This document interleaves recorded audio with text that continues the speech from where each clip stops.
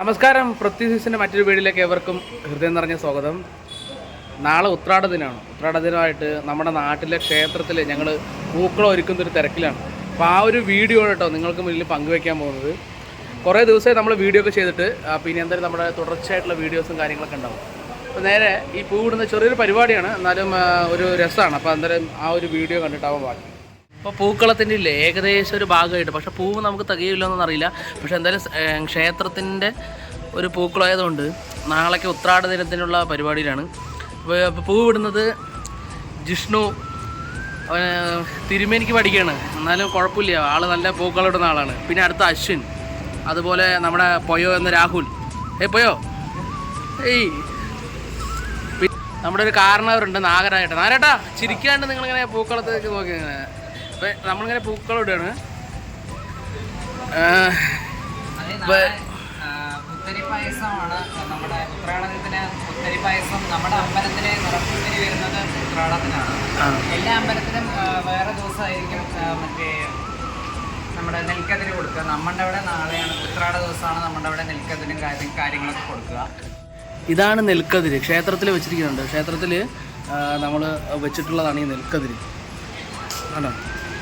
ഇത് ക്ഷേത്രം ഇപ്പോൾ അടച്ചിരിക്കുകയാണ്, അതുകൊണ്ട് തന്നെ നെൽക്കതിര് ക്ഷേത്രത്തിന് മുന്നിൽ വെച്ചിട്ട് നാളെ ഈ നെൽക്കതിര് എല്ലാവർക്കും കൊടുത്തിട്ടാണ് നമ്മൾ ഈ നിറപുത്തരി ഉത്സവം എന്ന് പറയുന്നത് ആഘോഷിക്കുന്നത്. നിങ്ങളുടെ നാട്ടിലൊക്കെ എങ്ങനെയാണെന്ന് എനിക്കറിയില്ല, ഞങ്ങൾ എങ്ങനെയാണ് ഇവിടെ ആഘോഷിക്കുന്നത്. അങ്ങനെ വീണ്ടും പൂക്കളത്തിലേക്ക് എത്തിയിട്ടുണ്ട് കേട്ടോ. ഇവന്മാർ എന്താ പരിപാടി എന്നറിയില്ല, പക്ഷേ ഒരു രസമൊക്കെ ഉണ്ട്. പൂക്കളം കണ്ടുവരുന്ന സമയത്ത് ലാസ്റ്റ് അവസാന ഘട്ടത്തിലേക്കൊക്കെ എത്തുമ്പോൾ പൂക്കളം നല്ല ഭംഗിയുണ്ടാവുമെന്ന് വിചാരിക്കുന്നു.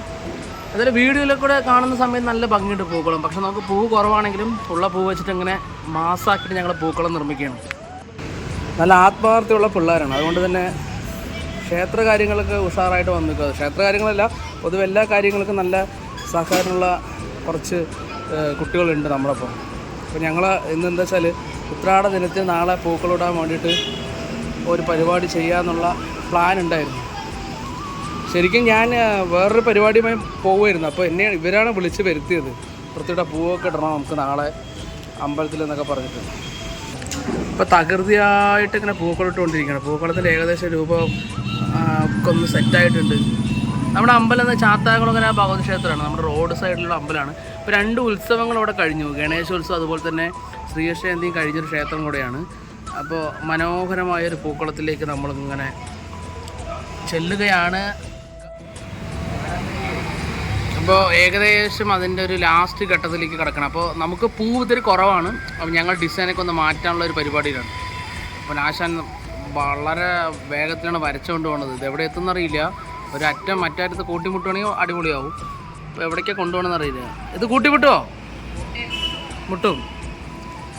നൂല് വെച്ച് വരയ്ക്കേണ്ടതാണ് ശരിക്കും. പക്ഷേ ആൾ ഭയങ്കര വിദ്യാസമ്പന്നനായതുകൊണ്ട് നൂലൊന്നും വേണ്ടെന്നാണ് പറയുന്നത്. വളവുണ്ടാ കുറച്ച്.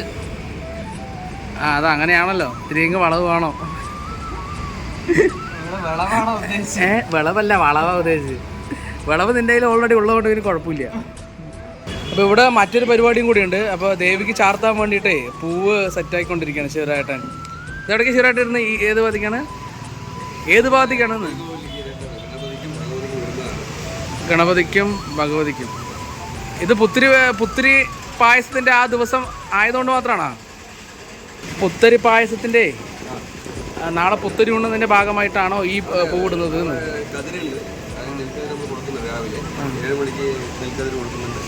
അതിനുശേഷം 10 മണിക്ക് പുത്തരി പായസം കൊടുക്കുന്നുണ്ട്. ഏകദേശം ഒരു 10-50 പേരോളം. 50 കൂടില്ലേ? കൂടും. അപ്പോൾ നമ്മളിങ്ങനെ ഭഗവാന് ആദ്യം ചാർത്തി കൊടുത്തിട്ടുണ്ട്. ഗണപതിക്ക് ഉണ്ട് നല്ല മാല, നല്ല കളറാട്ടോ, നല്ല നൈസായിട്ടുള്ള ഒരു കളറാണ് മാല. കണ്ടില്ലേ? വളരെ മനോഹരമായിട്ടുണ്ട്. ഇങ്ങനെ നമ്മൾ തൂക്കിയിട്ടിരിക്കണം. ഇനി ഭഗവതിയുടെ ഭാഗങ്ങളിൽ ഇപ്പോൾ നമ്മൾ ഈ മാലയൊക്കെ മുഴുവനായിട്ട് തൂക്കിയിടും.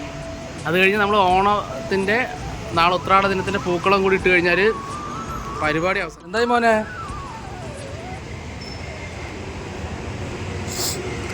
ഇത് സംഭവം ലുക്കായിട്ടുണ്ട് അല്ലേ? പക്ഷെ കുറച്ചുകൂടി ഗ്യാപ്പായോ എന്ന് സംശയം. വേറൊരു മോഡലും കൂടെ കൊടുക്കായിരുന്നു കേട്ടോ. അതിന് മേലെ ഒരു ഡിസൈൻ വരുമോ? വന്ന അടിപൊളി. എൻ്റെ അടുക്കളയിൽ നിന്നുകൊണ്ട് പൂ മുറിക്കാനുള്ള സെറ്റപ്പ് നമുക്ക് മനസ്സിലാക്കാൻ കുഴപ്പമില്ല. ഇല്ലെങ്കിൽ ഇത്രയും വലിയ പൂവൊക്കെ എങ്ങനെ അതിലിടുക? നടക്കുന്ന കാര്യമാണ്. ഈ തുണ്ട് ഉണ്ടാക്കിയാൽ മാത്രം ഭംഗി ഉണ്ടാവും. എൻ്റെ മുട്ട് വെച്ചിട്ട് നമ്മൾ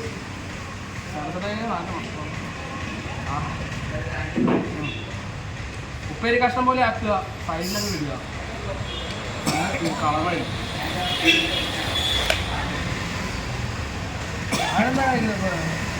മാല ചേർത്തല്ലേ? മാല ചേർത്തില്ലേ?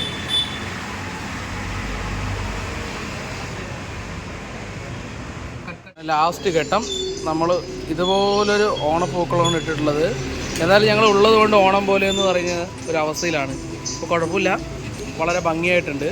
അപ്പോൾ അടുത്ത വർഷം കുറച്ചുകൂടെ നല്ല മനോഹരമായിട്ട് ഞങ്ങൾ പൂക്കളം ഇടുന്നതാണ്. ഇപ്രാവശ്യം എന്തായാലും ഒരു ടെസ്റ്റാണ്. എന്തായാലും എനിക്കിഷ്ടപ്പെട്ടു, വളരെ നന്നായിട്ടുണ്ട്. അത്യാവശ്യം കുഴപ്പമില്ല. ആരും കുറ്റം പറയുന്ന രീതിയിൽ ഓണപ്പൂക്കൾ എത്തിയിട്ടില്ല. അപ്പോൾ ഇവിടെ നിന്ന് നമ്മുടെ വീഡിയോ അവസാനിപ്പിക്കുകയാണ്. അപ്പോൾ നാളെ പുത്തരി പായസം ഉണ്ണുന്ന വീഡിയോ ആയിട്ട് വരാം. Okay, bye, see U.